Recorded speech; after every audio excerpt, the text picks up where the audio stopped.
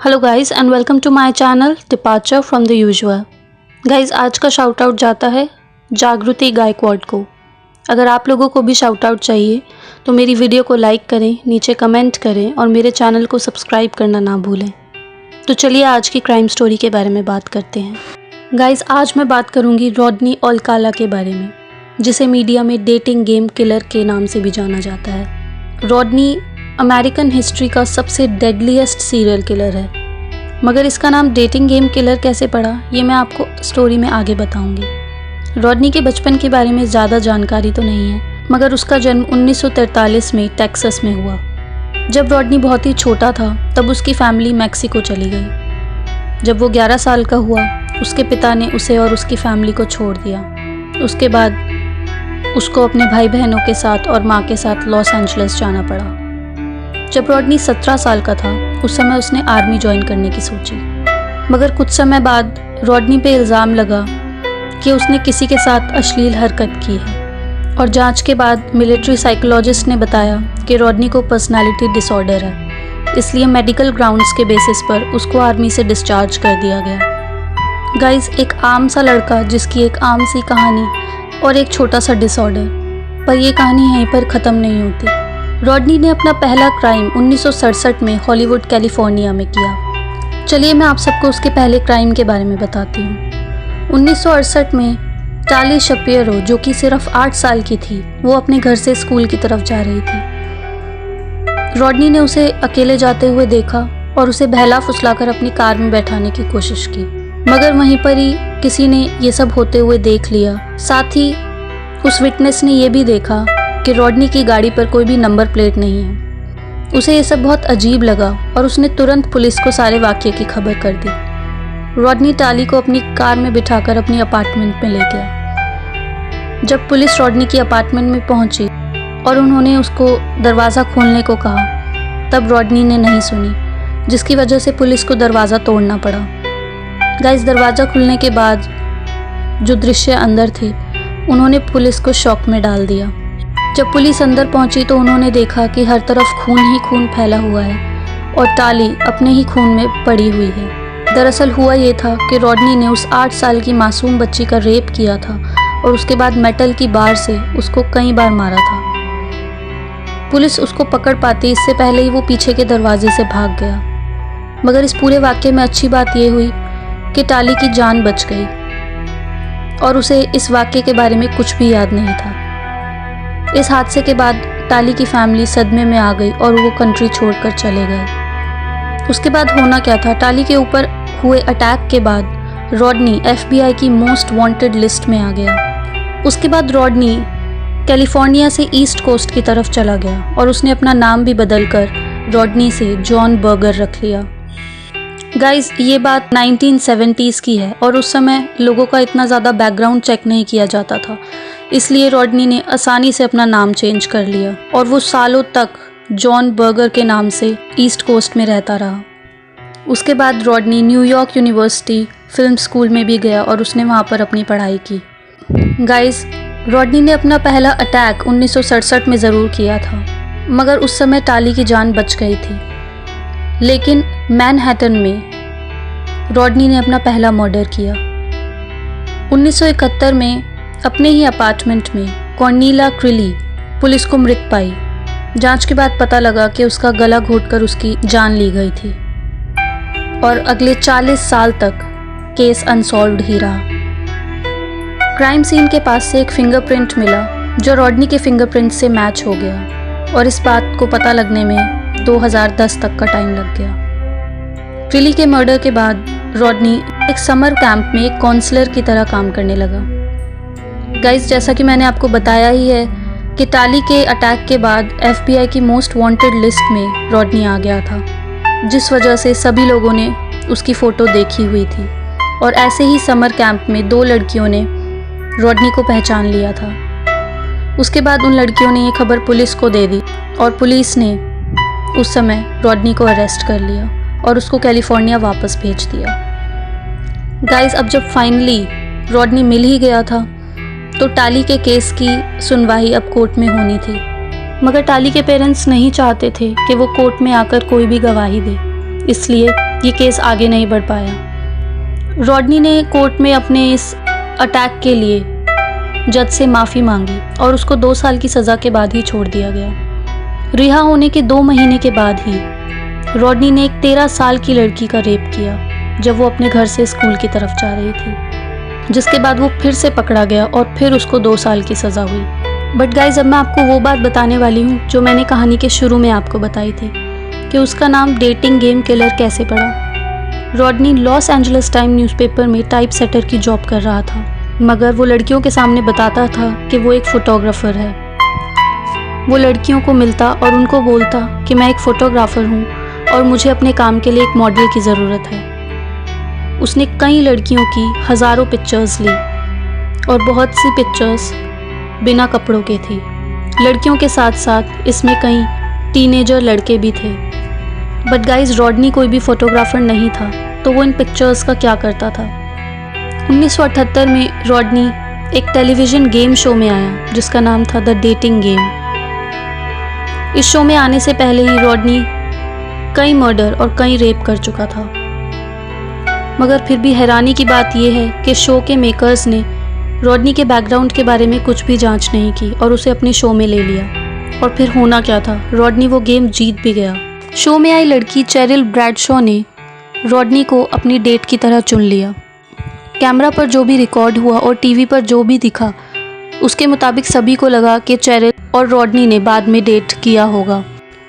मगर कैमरा बंद होते ही चेरिल को रॉडनी की ट्रू पर्सनालिटी दिख गई। जब बैक स्टेज उन दोनों ने बात की तो चेरिल को रॉडनी एक बड़ा अजीब सा आदमी लगा।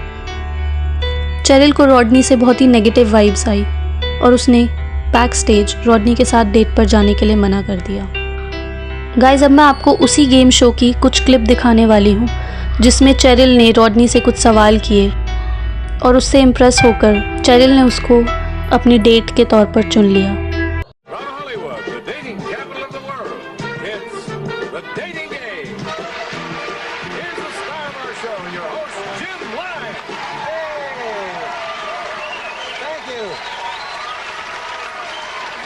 Thank you very much. Thank you. And welcome to the dating game. And we'll get right underway. It's time to meet our first 3 eligible bachelors for game number 1. And here they are.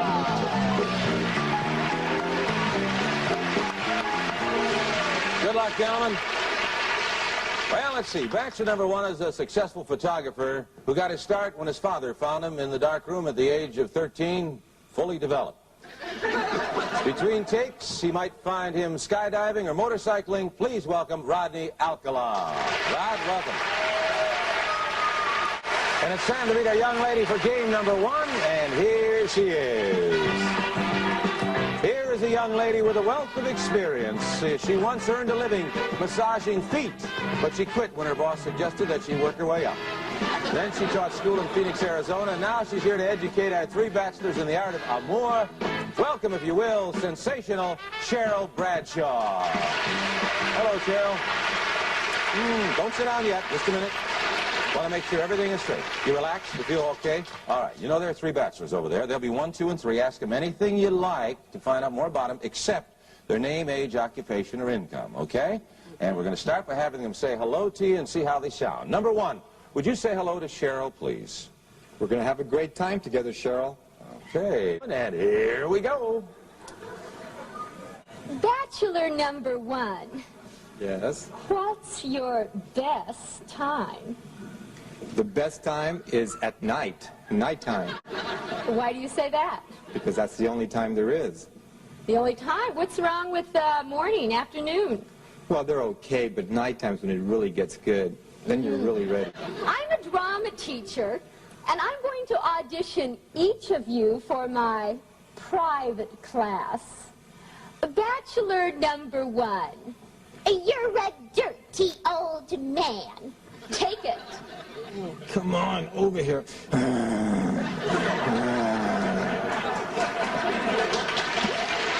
honey, we ought to go out and boogie.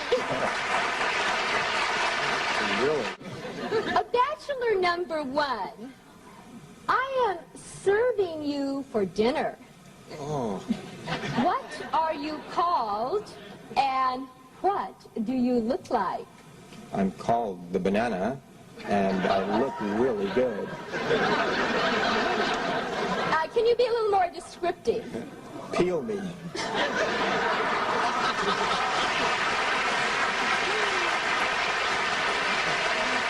Later, Bachelor One. Later. Welcome back to the dating game, and Cheryl, we have reached the moment of truth, as we call it. You've heard from the bachelors, you got some great dramatic presentations, some good answers, but now I'm going to ask you a question. Will that date be bachelor number 1, bachelor number 2, or bachelor number 3? Who gets the dates? Well, I like bananas, so I'll take one. Number 1, bachelor number 1, all right.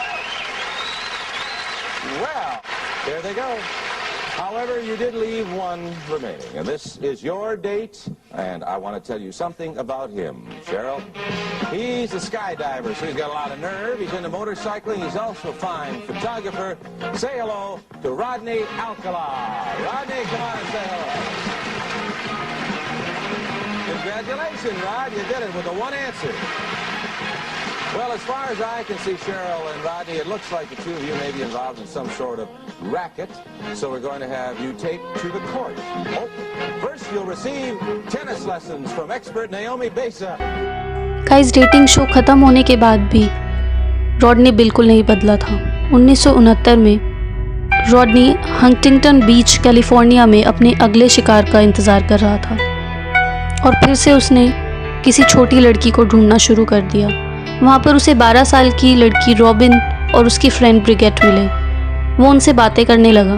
आसपास के लोगों को ये सब अजीब लगा और जब लोग उनके पास आकर देखने लगे तो रॉडनी वहाँ से भाग गया। मगर रॉडनी ने रॉबिन और ब्रिगेट का पीछा करना नहीं छोड़ा था। बीच से निकलने के बाद रॉबिन ने अपनी फ्रेंड ब्रिगेट को बाय कहा और वो अपनी डांस क्लास के लिए निकल गई। और वही आखिरी समय था जिस समय रॉबिन को जिंदा देखा गया।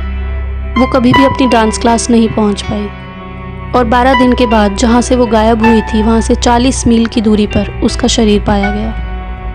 बाद में जब रॉबिन की फ्रेंड ब्रिगेट से उस आदमी की डिस्क्रिप्शन मांगी गई तो उसने रॉडनी के बारे में सभी चीज़ें बताई और एक ड्राइंग बनवाई गई। जब वो ड्राइंग अलग अलग पुलिस स्टेशंस पर भेजी गई उस समय पुलिस ने रॉडनी को फिर से पहचान लिया और उसको फिर से अरेस्ट कर लिया गया। अरेस्ट होने के कुछ दिनों बाद रॉडनी से उसकी बहन जेल में मिलने आई। इस मीटिंग के दौरान रॉडनी ने अपनी बहन से कहा कि मेरा जो लॉकर सियाटल में है तुम प्लीज़ उसको खाली कर दो। मगर पुलिस ये बात सुन चुकी थी और इससे पहले कि रॉडनी की बहन उस लॉकर तक पहुंचती पुलिस वहां पर पहुंच चुकी थी और उस लॉकर में पुलिस को वो फ़ोटोज़ मिली जो रॉडनी ने पिछले कई सालों में खींची थी और जमा की थी। गाइस, फ़ोटोज़ बहुत ही डिस्टर्बिंग थी। लॉकर में पुलिस को किसी औरत के ईयररिंग्स भी मिले।